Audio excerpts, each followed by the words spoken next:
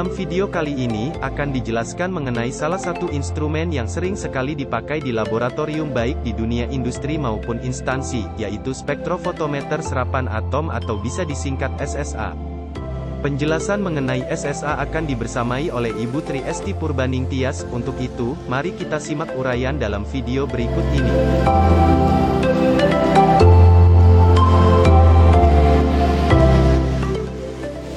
Assalamualaikum warahmatullahi wabarakatuh. Kali ini akan dijelaskan uraian singkat mengenai spektrofotometer serapan atom. Prinsip analisis dari alat SSA adalah sebagai berikut. Energi dalam bentuk sinar akan diserap oleh suatu atom jika sesuai dengan energi eksitasinya. Penyerapan energi dari atom akan menyebabkan elektron pada keadaan dasar tereksitasi menuju tingkat energi yang lebih tinggi. Jadi, absorbansi atau absorpsi sinar dapat terjadi jika sinar tersebut memiliki energi atau panjang gelombang yang sesuai dengan energi eksitasi suatu atom.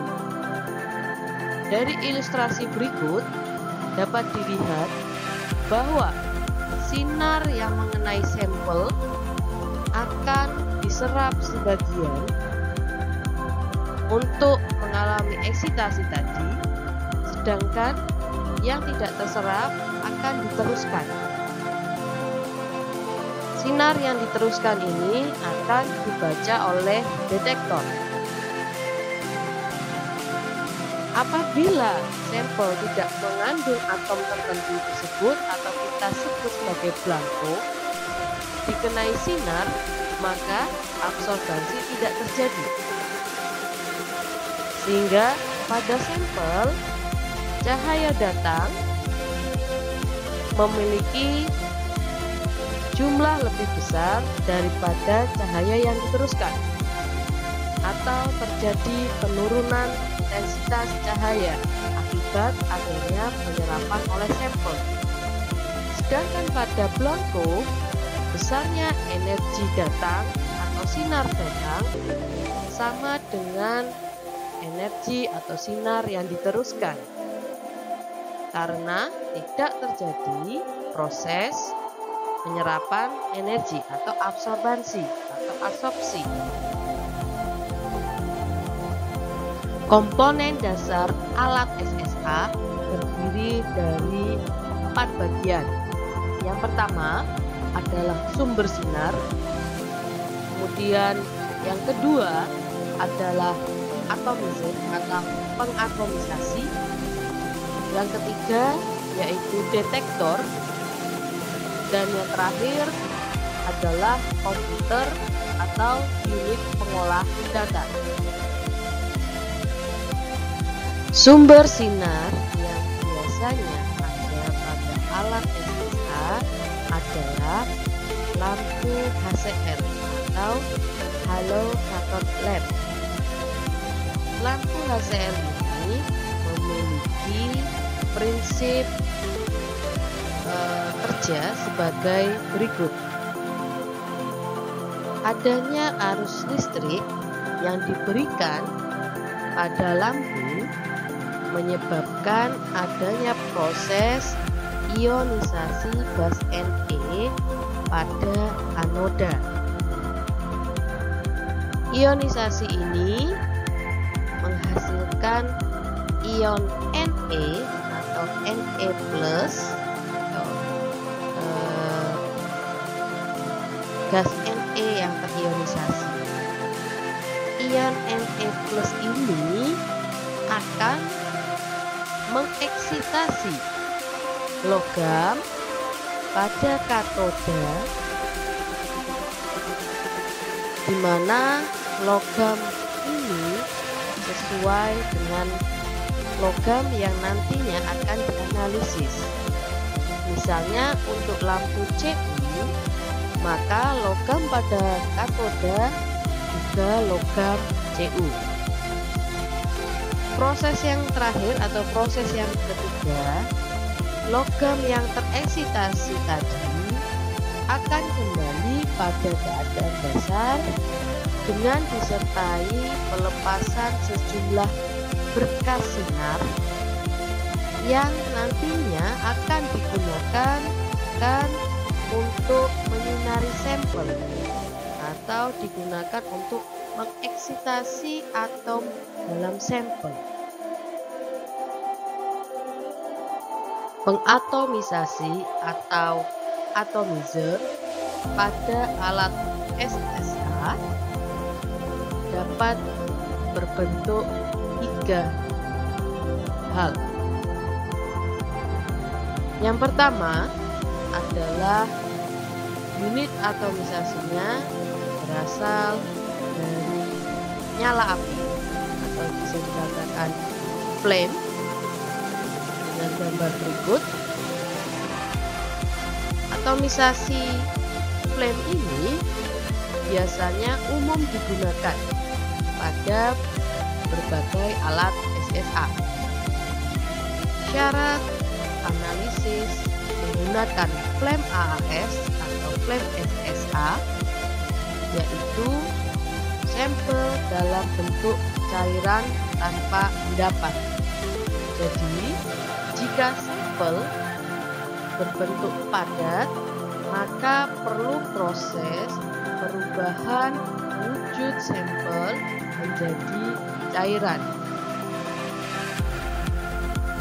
Unit atomisasi kedua yaitu graphite furnace dengan gambar seperti berikut yang ada di bawah. Graphite furnace memiliki sensitivitas yang lebih tinggi dibandingkan dengan flame SSA atau flame AAS. Dengan konsentrasi sampel yang kecil, pada graphite furnace bisa terbaca, walaupun di flame SSA tidak terbaca. Sehingga dikatakan graphite furnace jauh lebih sensitif dibandingkan dengan flame. Sampel yang dapat dianalisis pada graphite furnace ini pun dapat berupa padatan. Jadi tidak perlu ada proses preparasi sampel jika sampelnya dalam padatan kalau ingin dianalisis dengan graphite furnace SSA. Unit atomisasi yang lainnya adalah chemical vaporization. Maksud dari unit atomisasi yang terakhir ini yaitu atom-atom atau sampel-sampel akan berubah menjadi atom atau teratomisasi tidak dengan adanya suhu tetapi dengan adanya reaksi kimia. Berbeda halnya dengan unit atomisasi flame maupun graphite furnace yang didasarkan pada suhu atau atomisasi berdasarkan suhu. Pada chemical vaporization, atomisasi terjadi karena adanya suatu reaksi dari sampel dengan reagen-reagen tertentu sehingga sampel berubah menjadi atom-atomnya. Biasanya chemical vaporization ini digunakan untuk logam-logam yang berbahaya seperti arsenik. Dengan adanya reagen dan reaksi sehingga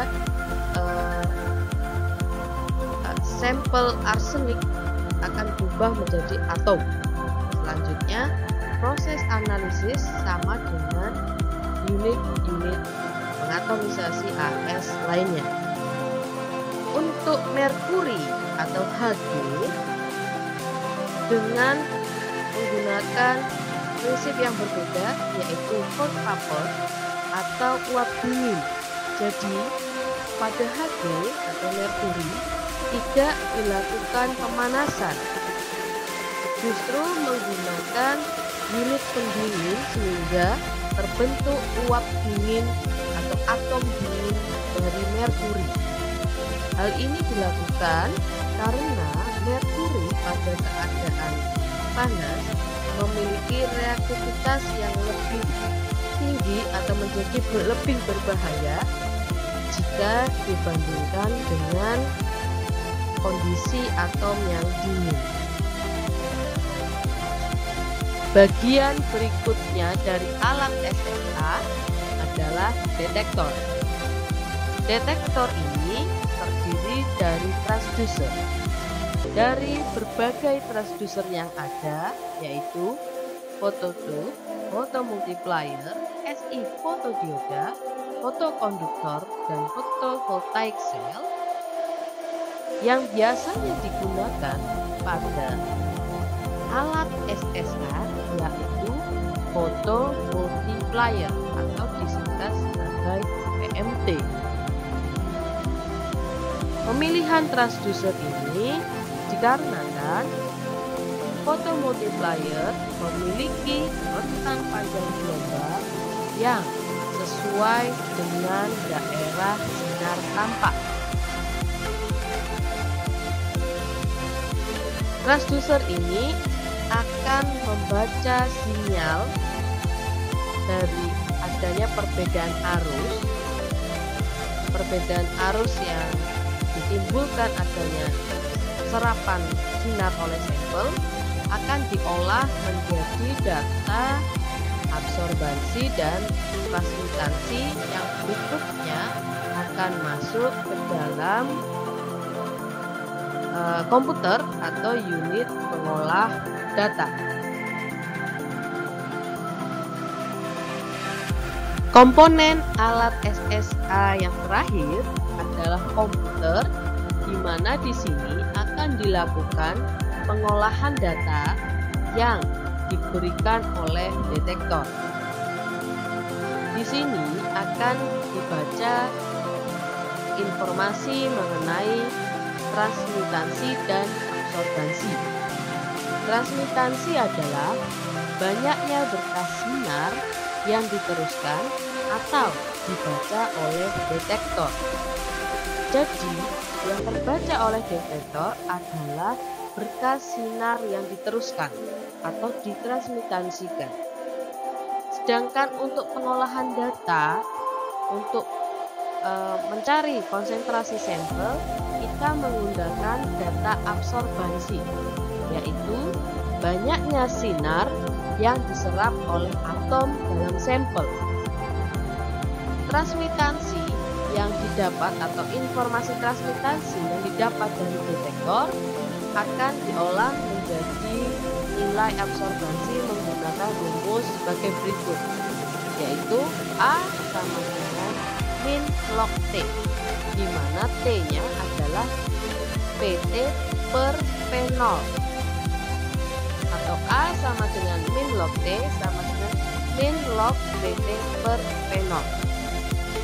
Absorbansi ini setara dengan konsentrasi menurut hukum Lambert-Beer.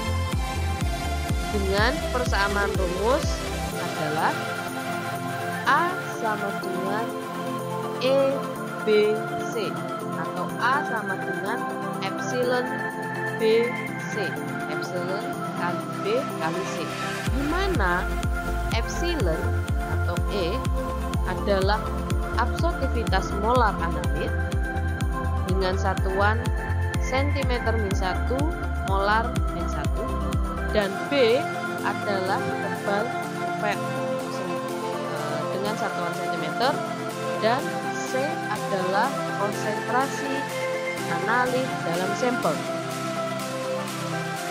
Jika Jika epsilon dan B dianggap konstan untuk semua pengukuran SSA, maka jika menggunakan metode deret standar atau pembacaan absorbansi untuk variasi konsentrasi standar, maka hukum Lambert-Beer dapat disetarakan dengan rumus regresi linier, yaitu absorbansi setara dengan sumbu Y atau sama dengan sumbu Y, dan konsentrasi atau C setara dengan sumbu X. Sehingga nanti rumus regresi linier ini dapat digunakan untuk mencari konsentrasi analit dalam sampel.